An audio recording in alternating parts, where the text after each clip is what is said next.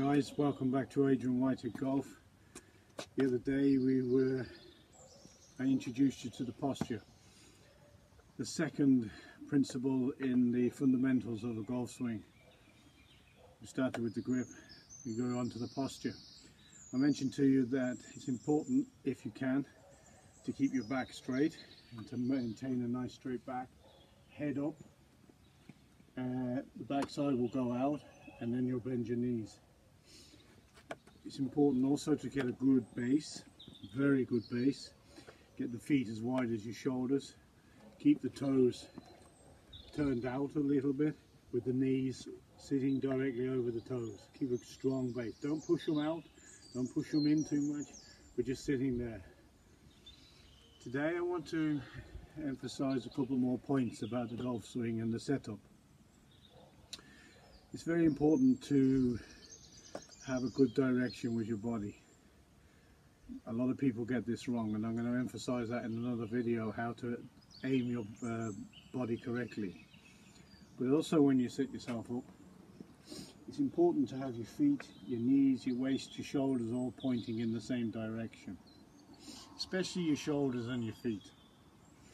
And another thing is, when you're setting up most people get their shoulders too flat. Instead, the right shoulder, my back shoulder, needs to be slightly lower, because my hand is lower on the club. And the way I do that is by pointing my spine like so. I take the center of my body and I just tilt it a little bit to the right on this occasion. Keep my head in line with the spine. Don't turn it against it or anything like that. Keep the head in line with that. And the same, of course, with the left-hander is that way. So the back shoulder is always slightly lower. And that will help in your rotation, it'll help in your setup, and that will help in your strike. Now, I mentioned in the last video about direction and aiming correctly. It's very, very easy to get that wrong. And what a lot of people do is they take a sight and line, whether they're doing it deliberately or unconsciously. They take a sight and line a lot of it off this shoulder. And they're standing there looking at the flag, and they're looking over their shoulder, and it's like they're looking down the rifle sight, looking down the sight of a gun like that, and they're unconsciously aiming and starting to push the shoulder to aim it at the target. Now the problem with that is that every time you start to take your body and push it and aim it at the target, that means the ball's aiming more over to the right. So what you really need to be able to do is to make sure that the club head, the ball and the flag all sit on one line.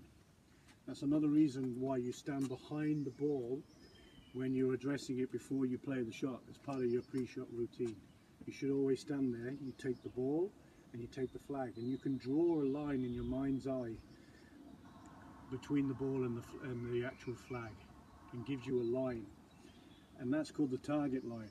And then you put your club head on that target line. Then you stand your body into it. Now, if you could imagine like two lines running together, ball to target line, stance line. These two never meet. They'll get further apart because clubs get longer and clubs get shorter. But basically they'll never meet. A lot of people, when you're aiming your shoulder at the target, aim like that. That means you've closed the stance. And after a while the body is going to react to that, and the swing is going to react to that, and you're going to start hitting the ball over to the right. So you need to make sure that the ball, the club head and the flag are all on one line. And that's the ball to target line. And then there's the stance line. And your toes, your knees, your waist and your shoulders are always on that. So it's almost like you're aiming to a second flag, left of the original, if you're right-handed.